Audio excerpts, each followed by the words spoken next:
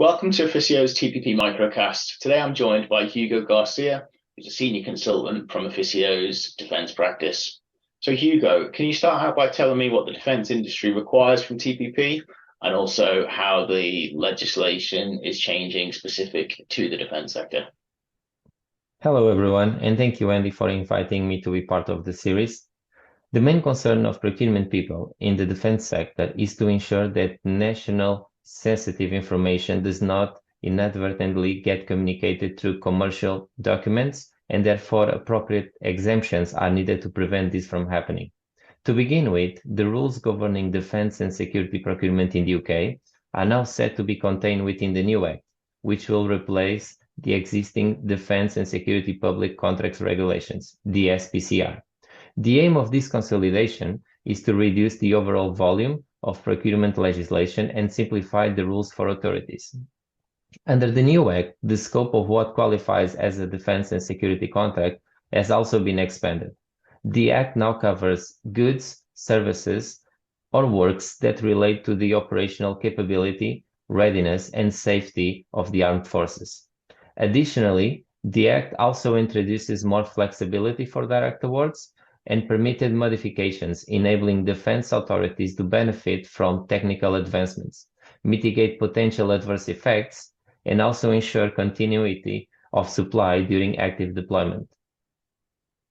That's interesting, Hugo. So sticking with direct awards, can you describe the changes in the legality of direct awards?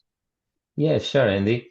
Well, under the new Act, to be clear on this, competitive procurement will still continue to be the default process. However, in certain circumstances, a contracting authority may be able to direct award a public contract. There are three specific justifications that will allow contract authorities to do this, that relate to more flexibility and geopolitical and national security changes. The first one is in relation to logistics operations of maritime and air, for example, moving people and equipment around overseas.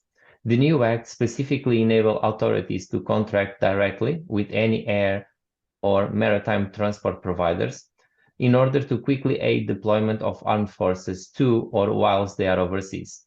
Secondly, there is also if there is an existing contract between the authority and the supplier, and the circumstances are such that it is more appropriate to directly award a new contract rather than amending the existing one.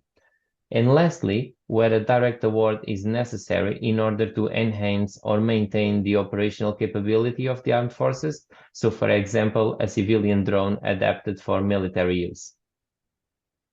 Thanks, Hugo. So I think the direct award discussion leads quite nicely onto a question around the new obligations for transparency notices. Can you tell me how transparency notices will now apply? Sure.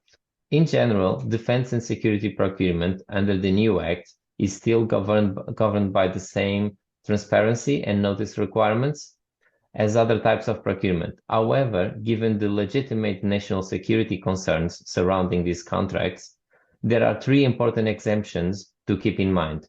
Number one, there is no requirement to publish a contract award notice for a call of contract under the defense and security framework. Secondly, there is no obligation to publish a contract change notice when a defense and security contract is being modified. And lastly, when a defense and security contract has been modified, there is no obligation to publish the modified contract. And of course, as one might expect, due to sensitive information, intelligence agencies like GCHQ, for example, are exempt from the Procurement Act altogether. Thank you for that, Hugo. I think it's been really insightful, and there's plenty of defense-specific nuances for everybody to bear in mind. I hope you've all enjoyed today's microcast. Please do post your thoughts and comments into the chat, and we'll see you next week.